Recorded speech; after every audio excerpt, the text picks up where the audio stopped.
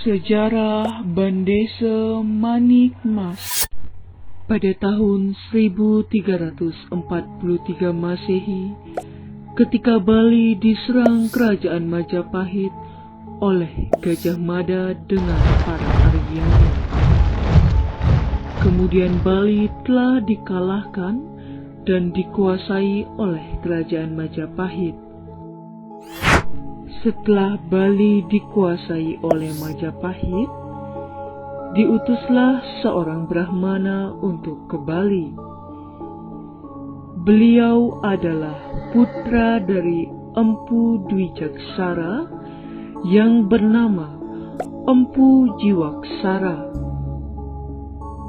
Empu Jiwaksara ditugaskan oleh Ratu Tribhuwana Tunggadewi untuk menyusun pemerintahan di Bali. Karena diberikan tugas, maka diberikanlah gelar bernama Ki Patih Ulung.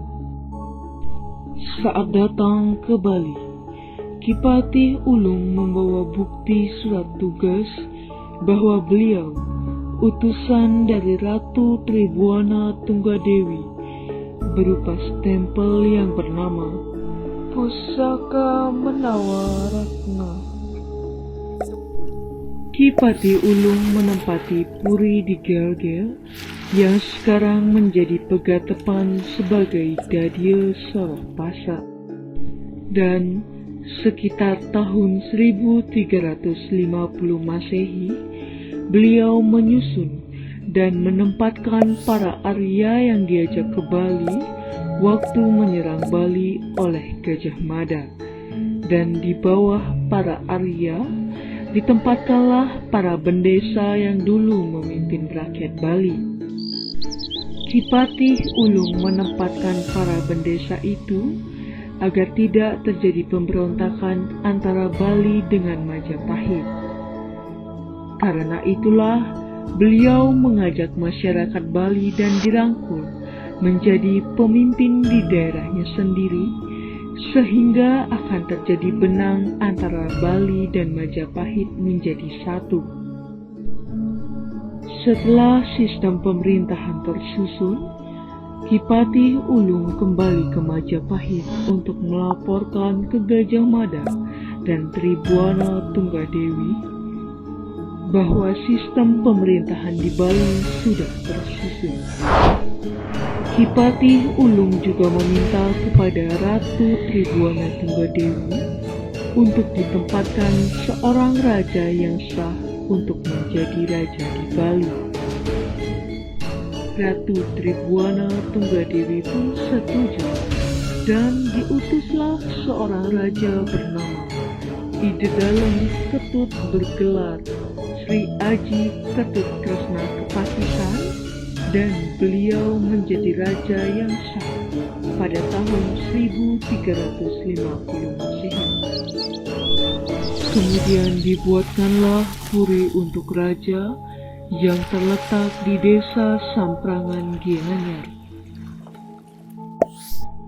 Dari tahun 1350 Masehi, Raja Sri Kresna Kepakisan belum bisa memahami karakteristik rakyat Bali. Lalu beliau berencana pulang ke Majapahit, tetapi tidak diizinkan oleh Ratu Tribhuwana Tunggadewi. Dan dikirimkanlah 3 kesatria oleh Ratu Tribhuwana Tunggadewi ke Bali yang bernama Tan Kober, Tan Kaur, dan Tan Mundur. Beliau adalah yang mendampingi raja, dan barulah Raja Sri Kresna Kepakisan bisa tenang. Dalam tahun 1350 sampai 1358 Masehi, Majapahit mengalami keruntuhan. Kerajaan Majapahit sudah diserang oleh Raden Patah dan Arya Wiraraja. Saat itulah Majapahit terbelah menjadi 2, yaitu pengaruh Islam dan pengaruh Hindu.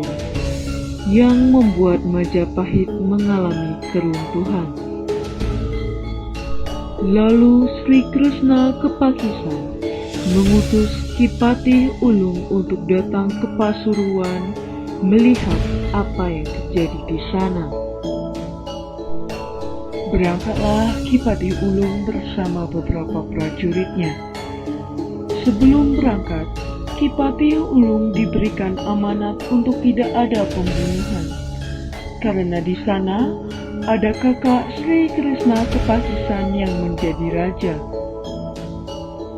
Setelah sampai di Pasuruan dan terjadi perbedaan penafsiran karena keadaan yang tak terhindarkan, terjadilah pertempuran dan dalam pertempuran itu Raja Pasuruan tewas.